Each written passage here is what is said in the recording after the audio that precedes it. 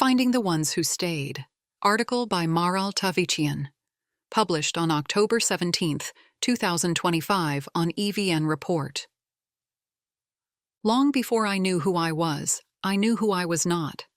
I was born and raised in Los Angeles, the daughter of Armenian immigrants from Lebanon and Iran. In this patchwork metropolis, my own culture competed for influence with myriad others. As the sole Armenian in my high school class, I learned alongside peers whose origins spanned the globe, all our identities hyphenated by that nebulous moniker of American. My upbringing was defined by the markers of suburban Americana, Disney Channel and early 2000s rom-coms, clothes shopping at fluorescent indoor malls, and dances in grubby gyms before the advent of smartphones. Against this backdrop of assimilation, I developed a hollow sort of pride in my heritage, lacking substantive knowledge about Armenian history and culture. Yet one aspect of my ancestry had been made clear to me from a young age. I was the great-grandchild of genocide survivors, a member of a global diaspora born from the ruins of this catastrophe. The Turkish state denied its systematic effort to erase Armenian life, and we would fight for recognition of our tragic past. This became a central organizing principle around which the community life and infrastructure of the Armenian American diaspora developed. Turkishness was a knife that sharpened my Armenian identity. Collective persecution can be a powerful tool for constructing group consciousness.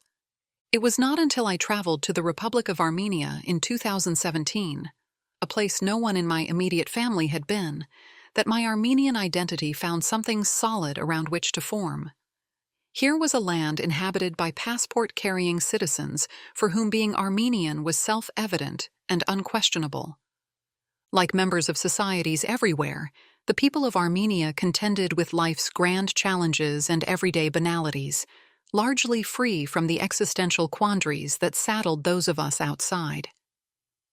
My understanding of Armenianness transcended the ephemeral realm of diaspora and into the hard, unromantic work of sustaining a nation.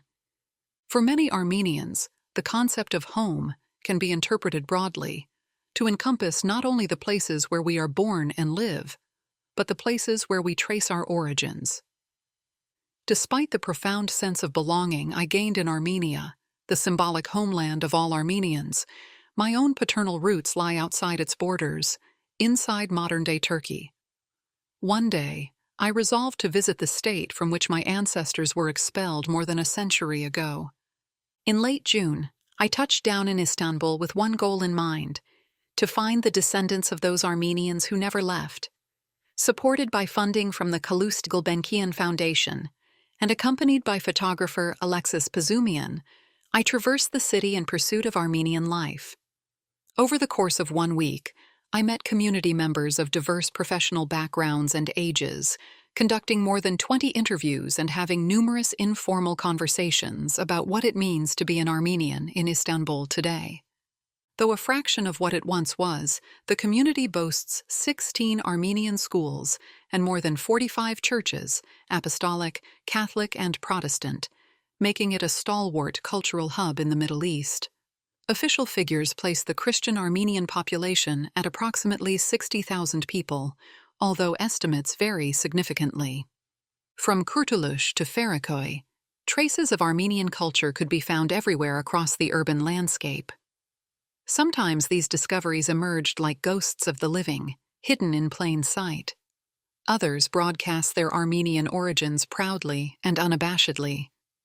At the Grand Bazaar, an open-air marketplace with the singular hustle and congestion of a commercial district, Armenian jewelers have honed their craft for generations. Many of these Turcophone artisans migrated from their birthplaces in Anatolia to Istanbul, where their children received an Armenian education. Despite not speaking Armenian, one silversmith proclaimed his Sassoon roots with a large flag at the entry of his workshop. Other locals imprinted ancestral pride on their bodies through prominent tattoos of Armenian imagery, including the eternity symbol and the statue of Taitik Paapik, Artsak's national monument. These were among the many moments that shattered my expectations, with the smallest details often leaving the largest impact. On the bougainvillea-lined streets of Kınaliada, An island encircled by the sparkling Marmara Sea, the hubbub of central Istanbul was a distant thought. Armenian residents of this small paradise called out to one another from apartment windows in their mother tongue as laundry dried in the gentle breeze. It is a remarkable place where Armenian culture breathes freely in a state that once sought to suffocate its expression.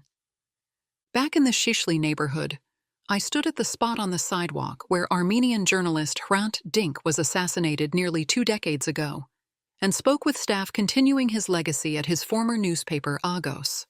A vocal advocate for reconciliation between Armenians and Turks, Dink believed that mutual understanding was the only path to peace, and that achieving equality for minorities was central to the larger democratic project in Turkey.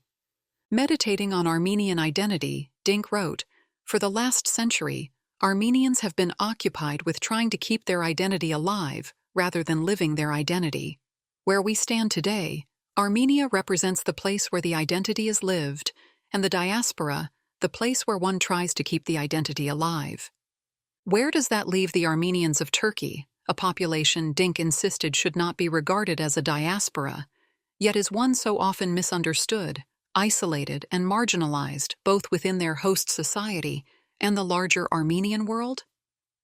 I decided to name my project, "The Ones Who Stayed," to capture the enduring spirit of an indigenous people. Coming from a diaspora built on the ashes of genocide and animated by the pursuit of recognition, I tried to imagine the experience of those who stayed put in the wake of immeasurable loss and the long shadow of denial. How could you capture the love of homeland that informed such a choice, and the grit to last generations? Looking devastation in the eye, the Armenians of Turkey had said, "You will not destroy us." In preparing the project's outcomes, a rich film photography archive and insights from dozens of fascinating interviews, these reflections remain top of mind. Even as countless questions linger, some of which will surely require years and further research to unravel, I am certain of one thing. The Polsa High Air, Istanbul Armenians, are shepherds of our culture, the last living ambassadors of Armenian language and identity, in a state that sought to eradicate them but failed. For this contribution, they merit the highest respect and understanding from those of us in the diaspora. Every Armenian should one day visit Istanbul, not for traditional tourism, but for a reclamation of sorts. To set foot in this city as an Armenian is to assert what has been and will remain part of us,